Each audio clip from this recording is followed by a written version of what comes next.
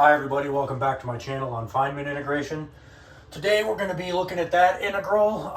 This integral's been floating around the math YouTube channel scene for a few weeks now. So I figured I'd better feature it on my channel since it can be solved using Feynman integration. The way I solve it is going to be somewhat similar to the way that black pen, red pen solved it, but not quite. So let's go ahead and get started. So it might be tempting to reparameterize this by just inserting a t in front of that x, and then differentiating with respect to t a couple times until you get something back that we're familiar with. Go ahead and try that. That doesn't really work. Go ahead and try it for yourself if you don't believe me, though. So that's not what we want to do. What we want to do is find some other way of writing sine cubed x. Now, there are identities for it, but let's just say you're not very good at remembering identities, and you don't have access to the internet right now, and you just need to find a good identity for sine cubed x. Well, a few months back I did a video on de Moivre's theorem, which says this, that cosine x plus I sine x to the n is equal to cosine nx plus I sine nx. And this is true because both these things are equal to this. This is e to the I n x, as is this.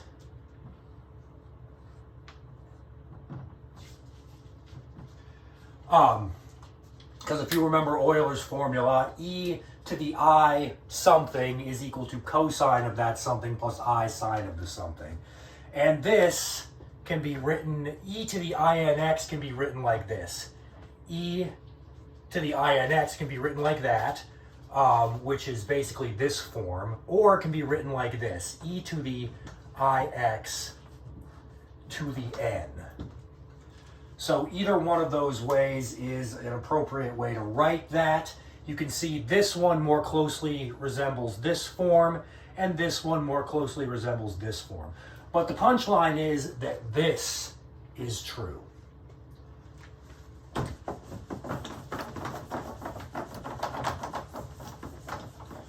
All right, so we're going to use that to find an identity for sine cubed x. So let's start here. Let's take cosine x plus I sine x and raise it to the third power. And note that this is going to be equivalent. Well, let's just do that. Let's see what we get when we do this. Let's see. That's going to give us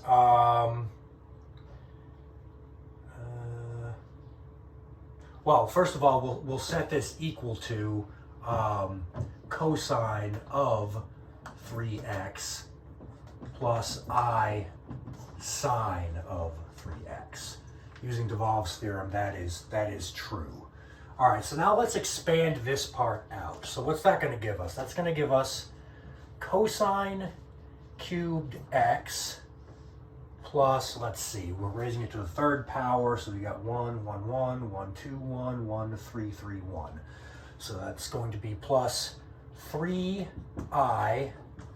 cosine squared x sine x. And then we'd have another 3.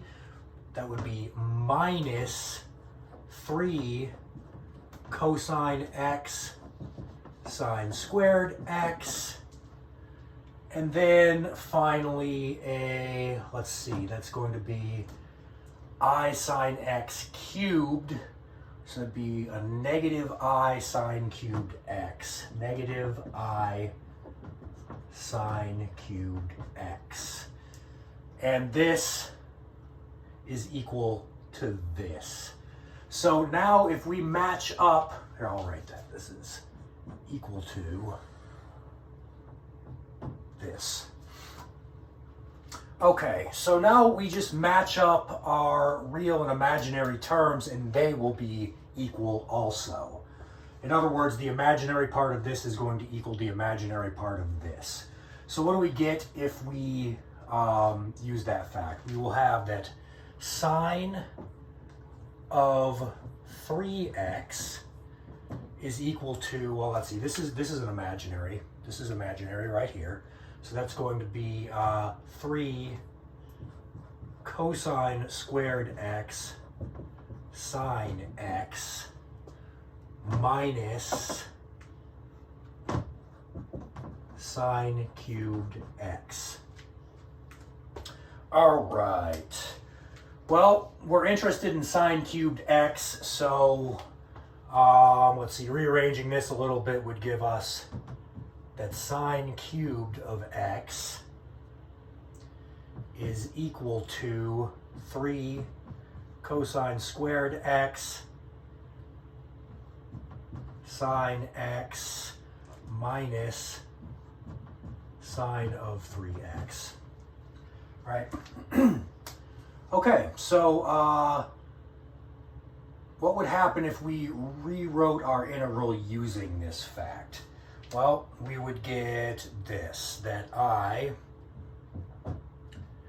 is equal to the integral from 0 to infinity of, let's see, this is 3, and I'm going to write this cosine squared x as a 1 minus sine, that's bad.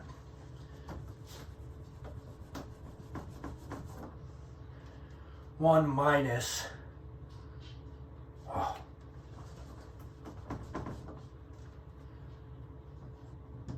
sine squared x, then times sine x minus sine of 3x over x cubed dx. And that's true, right?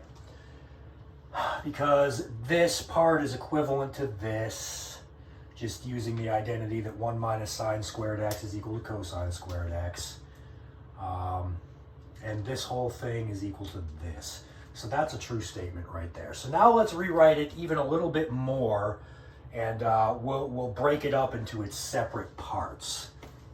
So that's going to give us that I is equal to, let's see, what's our first part going to be? Well, we're going to definitely still have the integral from 0 to infinity, and then we're going to have 3 sine x over x cubed. 3 sine x over x cubed. All right, what's the next part? We're going to have minus 3 sine cubed x over x cubed, but I'm going to leave that for later. I'm going to do this part first. We'll just put it right here. Sine 3x dx. But we still have this negative 3 sine cubed x over x cubed to take care of. So that's minus the integral from 0 to infinity of, what did I say? We have, let's see, a 3 times a negative sign. We already have the negative sign.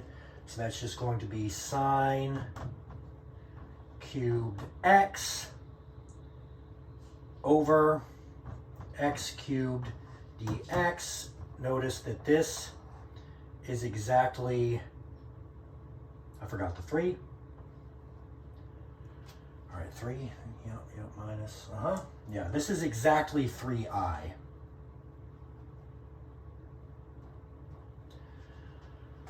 So, in other words, we can bring this to the other, so we can add 3i to both sides of the equation and get rid of this part right here.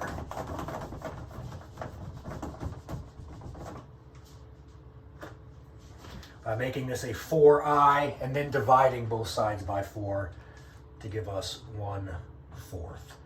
So there is a new expression for our integral.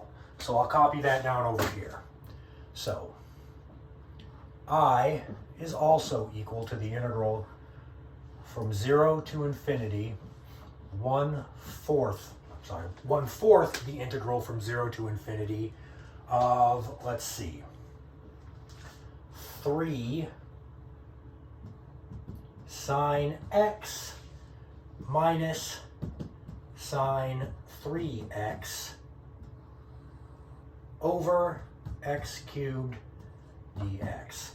And most of you probably did not need all this. A lot of you probably just know that.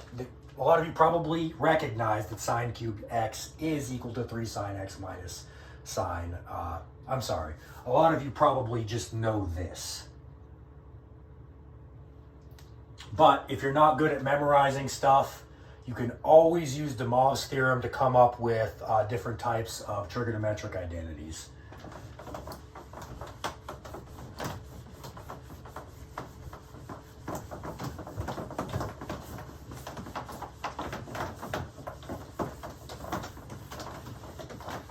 All right, now is the time to reparameterize this. So we're going to make the following reparameterization. We're going to create a function of t that is equal to 1/4 the integral from 0 to infinity of 3 sine tx minus sine of 3tx over x cubed dx. And you will note that if you plug in 1 for t, you will get back our original integral. So I'll write that down right here. F evaluated at the point 1 is going to give us back our original integral. And also, if you evaluate our function of t at the point 0, you will get 0. F of 0 is equal to 0. Okay, from here it's fairly standard Feynman integration. We're going to have to take two derivatives, then we're going to have to reintegrate it twice, and we'll find our answer. Okay, of course we'll have to plug in our values. So what is f prime going to give us? Well, f prime, well, I'm going to do it over here on the scratch board and then copy it back. So our f prime of t is going to be equal to the derivative with respect, 1/4 the derivative with respect to t of this thing. So that's going to be 1/4 the integral from 0 to infinity. Let's see, I'll put this part first since we're going to, no, we don't, it doesn't change signs. So this is just going to be 3x cosine tx. 3x cosine tx minus, let's see, this is going to be a cosine, but then we're going to have a 3x cosine 3tx.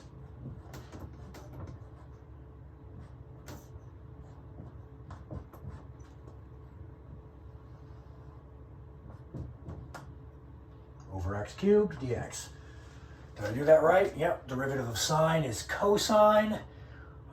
We recover an x from the derivative with respect to t of that. Again, the derivative of sine is cosine. We recover a 3x due to the derivative with respect to t of that. Yeah, so that's right. And then, of course, this x goes away, this x goes away, and this becomes an x squared. So this is just 3 cosine x, 3, yeah, there we go.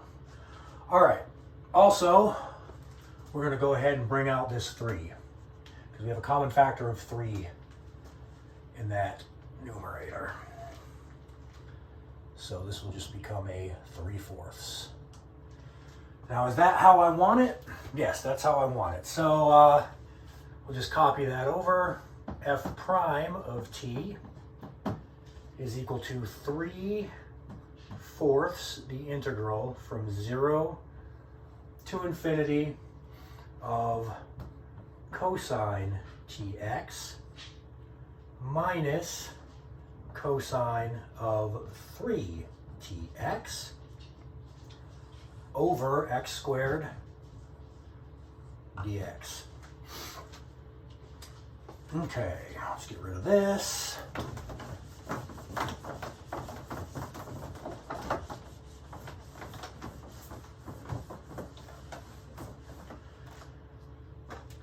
All right.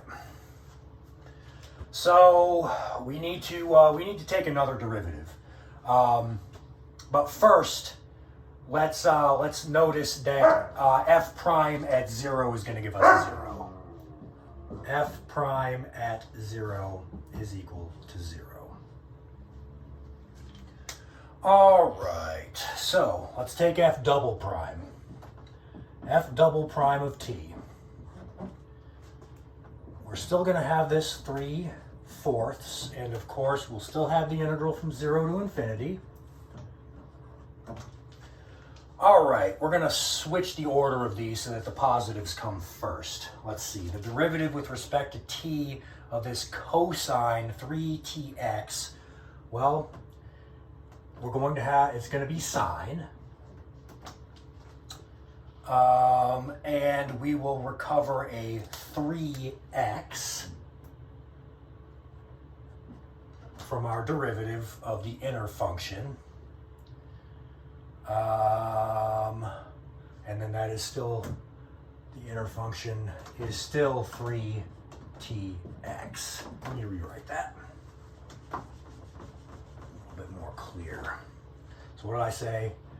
We have 3x sine of 3tx, right? Change it.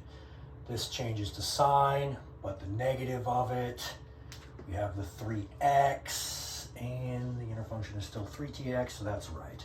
All right, so now it's going to be minus, let's see, we're going to recover an x, and then we still have cosine or sine tx. And then this is over x squared dx. All right, again, we'll get rid of these x's, or I should say we'll divide the top and the bottom by x. And now it should be clear to most of you what's going to happen here. All right, if you've watched my channel, you know you can see right where this is going. Okay, so there's our f double prime of t. Let's break it up into 2 separate integrals. Okay, let's break this up like this. F double prime of t is equal to, let's see, this minus this. So this is going to give us 9/4 the integral from 0 to infinity of sine of 3tx over x dx minus 3/4 the integral from 0 to infinity of sine tx over x dx. Okay. Did I do that right? Yep. We brought out 3. Comes with 9/4. Okay, and now we need to recognize this, that for all a not equal to 0, the following is true. That the integral from 0 to infinity of sine AX over X dx is equal to pi over 2. Like I said, the very first time I showed this, that we would be using this identity a lot on this channel, and we're going to be using it here. So we just need to recognize that this is true. So both integrals here become pi over 2, because in this case our a is simply 3t, and our a here is simply t, but it doesn't matter what our a is, as long as it's not 0, both of those will evaluate to pi over 2. So we can just say that our f double prime of t is equal to 9/4 times pi over 2 minus 3/4 times pi over 2, which will give us, let's see, 6/4 pi over 2, 6/4 times pi over 2, 3, 1. That's going to give us 3 pi over 4. All right? That's 6. This is 9 pi over 8. This is 3 pi over 8, giving us a total of 6 pi over 8. That is 3 pi over 4. So our f double prime of t is 3 pi over 4.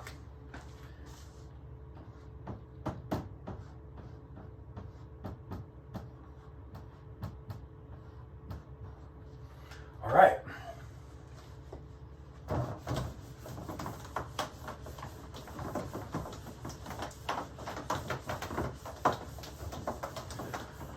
Okay, well, we are not interested in f double prime of t. We need to go all the way back to f of t.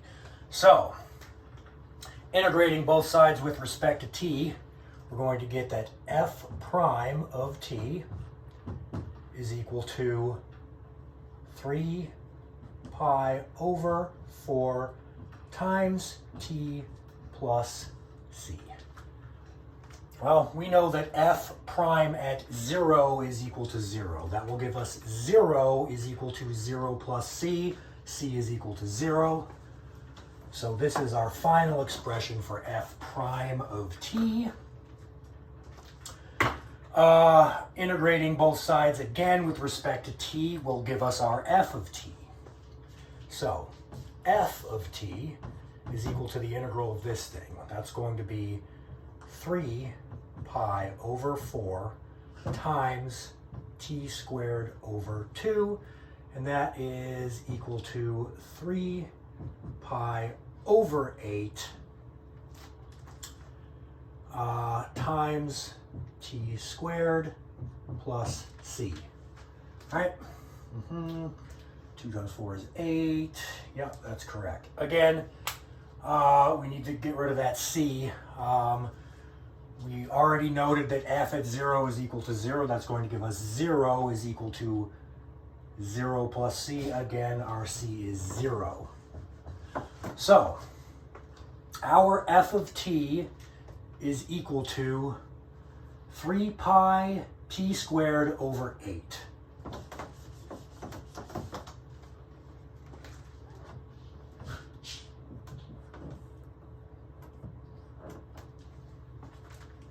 All right, well, we want I. So f at 1 gives us I.